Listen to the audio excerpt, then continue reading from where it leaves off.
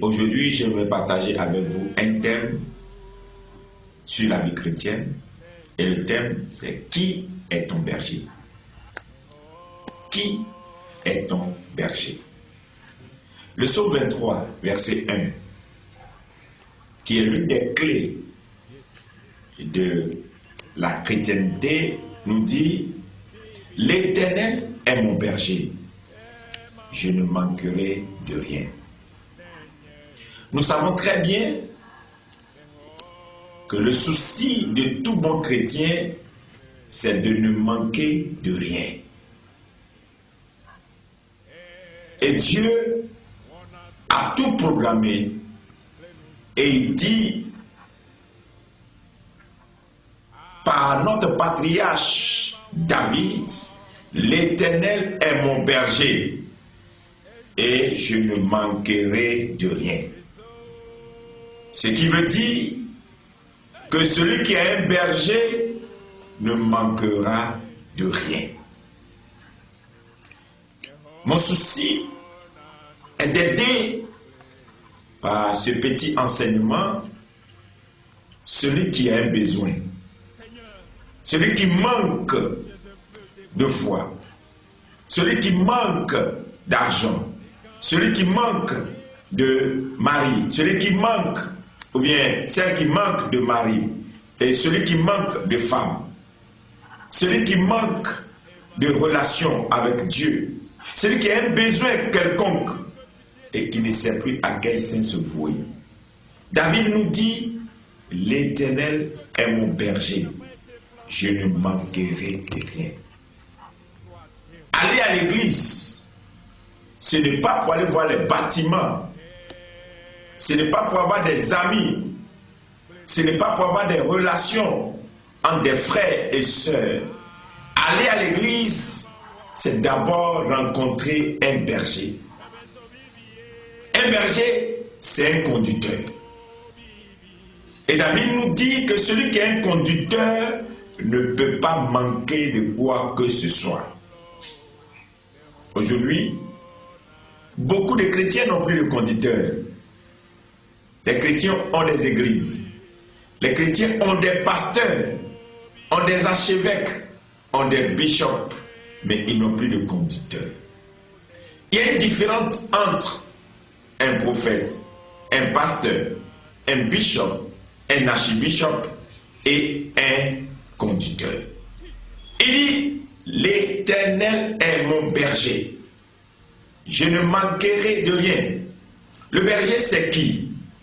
C'est celui qui peut diriger ta vie, celui qui peut contrôler ta vie, celui qui peut avoir le pouvoir de décision dans ta vie, celui qui peut te dire: va ici, va là, ne fais pas ceci, ne fais pas cela. Celui qui peut te dire non, celui qui peut te dire non, celui qui peut te dire oui, celui qui peut t'ordonner de t'arrêter, tu t'arrêtes, celui qui peut te commander et tu peux obéir. Mais qu'est-ce que nous voyons aujourd'hui? Beaucoup de chrétiens n'ont plus de berger. Ils n'ont que des pasteurs qui peuvent leur donner ce qu'ils veulent. La vie chrétienne est devenue comme une vie de shopping. C'est-à-dire, tu vas dans la boutique où tu veux et tu achètes la marchandise que tu veux, comme tu veux. La vie chrétienne n'est pas pareille. La vie chrétienne est une vie d'obéissance d'abord à la voix d'un seul berger.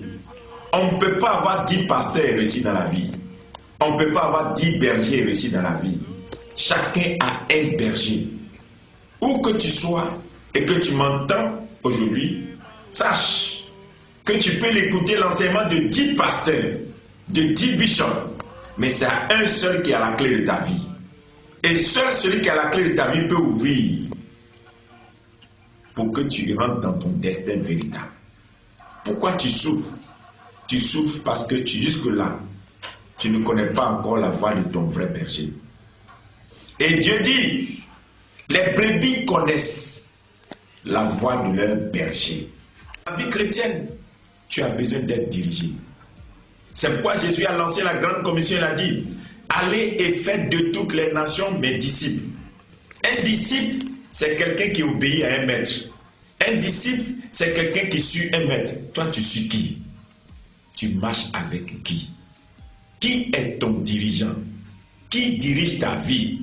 Qui dirige ta vie chrétienne? Jusqu'aujourd'hui, tu es ton propre dirigeant. Le Saint-Esprit est venu sur toi. Toi-même, tu as reçu l'onction. Toi-même, tu te donnes les jeûnes. Tu paies toi-même ta dîme comme tu veux. Toi-même, tu te dictes.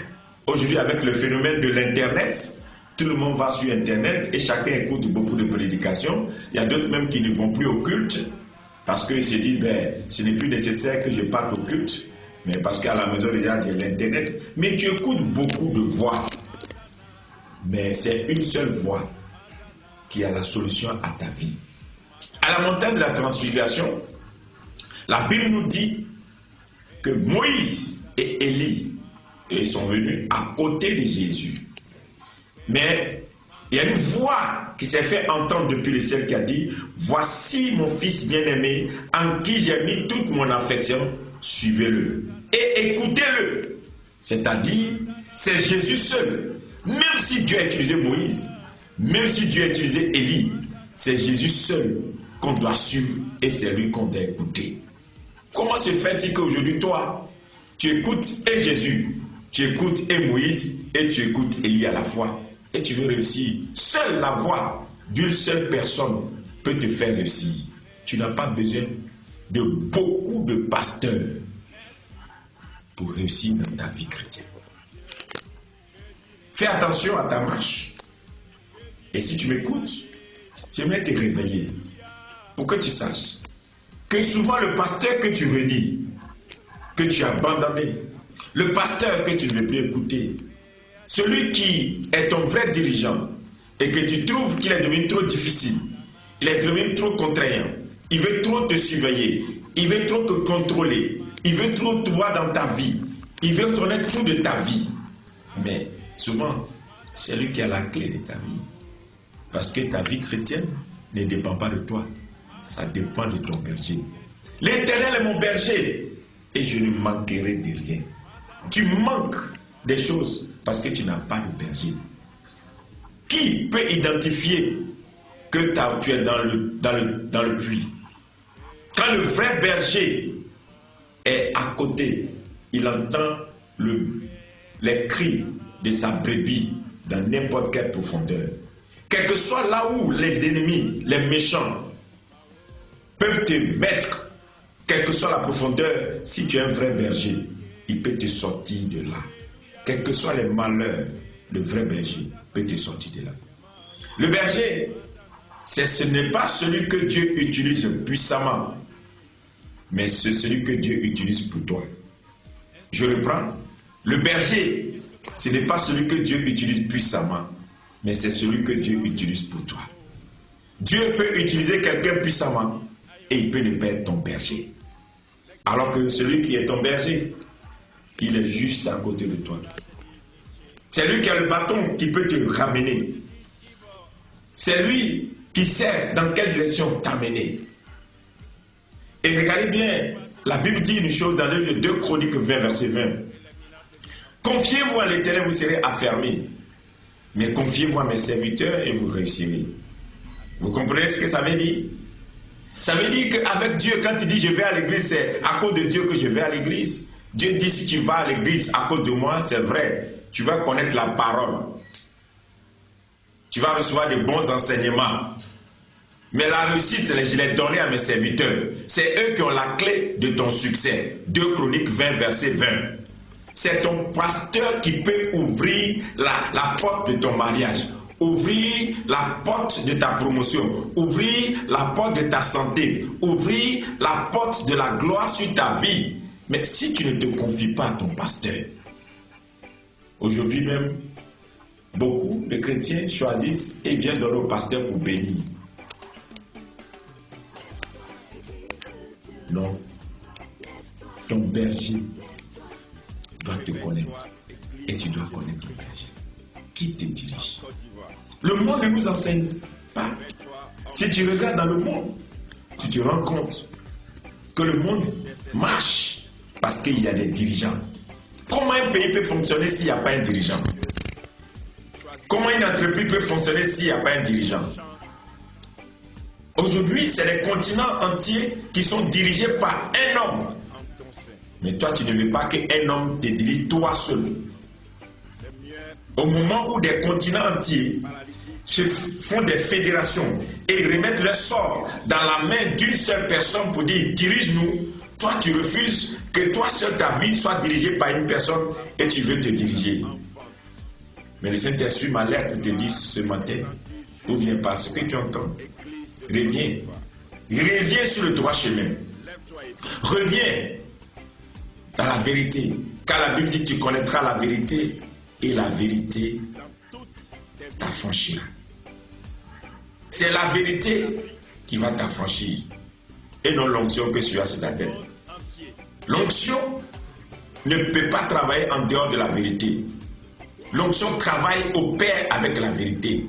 L'onction ne travaille pas avec le mensonge ni la corruption, mais l'onction travaille avec la vérité. Tu n'es pas dans la vérité, l'onction ne peut pas coopérer avec toi. La vérité est que Dieu veut que tu t'attaches à une personne qui est la clé de ta vie. Qui a la clé de ta vie?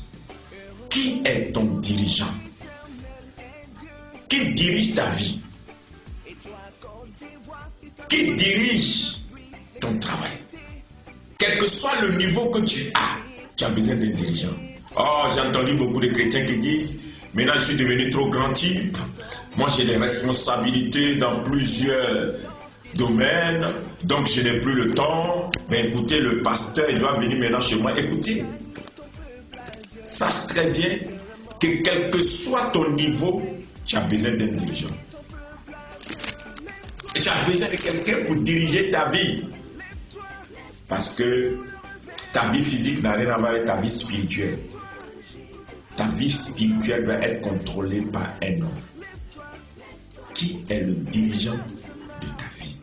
Si tu identifies le dirigeant de ta vie, c'est le commencement de ton succès. Si à partir d'aujourd'hui, là où tu es, tu réussis à identifier celui qui doit diriger ta vie, je viens te témoigner que dès aujourd'hui, sans jeûne et prière, sans sacrifice, tu rentres dans le succès. Car le succès est dans la main des serviteurs. Et Dieu l'a donné, Dieu le prend. Le Saint-Esprit voulait te rappeler en ce jour. En l'ordre. Retourne à ton berger et à ton vrai berger. N'écoute pas ces vendeurs d'illusions qui passent à gauche et à droite aujourd'hui et qui ont juste envie de vendre leur popularité, leur réputation, leur renommée, leur grandeur pour dire avec moi voici, si tu marches avec moi tu auras ça, tu réussiras tant, tu auras ça. C'est pas un homme qui bénit, c'est Dieu qui bénit. Et Dieu met la bénédiction dans la main de qui il veut. C'est pourquoi la Bible dit Dieu fait grâce et il fait miséricorde à qui il veut. Si Dieu a fait grâce à un pasteur, malgré son niveau d'être ton berger, et que tu refuses qu'il ne soit pas ton berger, tu ne rentreras pas où Dieu veut que tu rentres. Tu ne posséderas pas cette poste que Dieu veut que tu possèdes. Va te réconcilier avec ce pasteur que tu as abandonné, qui a certainement la clé de ta vie. Va te réconcilier avec ce serviteur, ces servants de Dieu que tu as abandonné, alors qu'elle est la clé de ta vie. Et quand Dieu dit, si vous revenez à moi, je reviendrai à vous, tu ne connais pas chez Dieu. Tu ne sais pas où Dieu habite. Mais Dieu est en train de te dire, quand vous allez revenir à mes serviteurs, quand vous allez revenir à mes servantes, moi aussi je reviendrai à vous. Que l'incrédulité ne t'empêche pas de percevoir ce mystère. Plusieurs voies ne peuvent pas te sauver. Plusieurs enseignements ne peuvent pas te sauver. Mais la seule voie de ton berger peut t'ouvrir toutes sortes de portes. Jésus, qui est notre Seigneur, a dit, mon Père m'a envoyé Il a obéi à une seule voix. Et au jour de sa résurrection, il dit à Marie, ne me touche pas, laisse-moi aller vers mon Père pour qu'il me glorifie. C'est pourquoi Jésus n'a pas entendu la voix du serpent dans le jardin de Gethsémani. Il n'a pas entendu autre voix que la voix de son Père. Il n'a pas entendu la voix de Pierre qui lui a dit, tu ne mourras pas. Il n'a pas entendu la voix de la mort qui lui dit, mais tu vas te laisser mourir pour rien. Il a entendu la voix de son Père qui dit, va, tu vas mourir, mais tu vas sauver beaucoup de personnes. Mais toi, tu entends la voix de qui? Tu entends la voix de tout le monde. Tous ceux qui viennent te parler, tu les écoutes. Mais la vie chrétienne n'est pas pareille. La vie chrétienne, c'est une relation de fils et de père. Le mystère de la chrétienté, ça se passe entre le fils et le père. C'est pourquoi Dieu dit, Jésus va nous dire, je suis dans le Père et le Père dans le Fils. Et nul ne peut aller au Père sans passer par le Fils. C'est-à-dire, il n'a pas dit, je suis dans le frère, je suis dans la sœur, je suis dans le cousin, je suis dans le neveu, je suis dans le Père et le Père dans le Fils. C'est-à-dire, si tu veux être un véritable chrétien, tu dois avoir un Père et tu dois avoir un fils d'eux ou bien une fille d'eux. Si tu n'es pas encore la fille de quelqu'un et que tu n'es pas encore le fils d'un père, tu dois identifier à partir de lui qui est ton berger. Qui parle et tu avances. Qui contrôle ta vie. Et si tu as ça, tu as réussi. Donc, aujourd'hui, je te demande là où tu es, de te mettre à genoux pendant 5 minutes et de prier avec moi. Dis au Seigneur, je veux désormais le berger de ma vie. Montre-moi le berger de ma vie. Et si il t'a montré et que ce berger-là, tu l'as laissé en arrière il y a 5 ans, il y a 3 ans, il y a 2 ans, il y a 10 ans, il y a 1 mois, il y a 6 mois, il y a 1 an, aie le courage, au son de la voix que tu entends, et retourne vers ce berger pour dire, je reviens, car tu as la clé de mon destin, tu as la clé de mon bonheur, car tu es mon berger. Shalom, que le Seigneur te bénisse, et à très bientôt. Des miracles. Tu es le Dieu des miracles. Tu es le Dieu des miracles. Oh, Jésus accomplit ta promesse. Jésus accomplit ta promesse. Jésus accomplit ta promesse. Jésus accomplit ta promesse. Jésus accomplit ta promesse. Jésus accomplit ta promesse. Jésus accomplit ta promesse. Jésus accomplit ta promesse.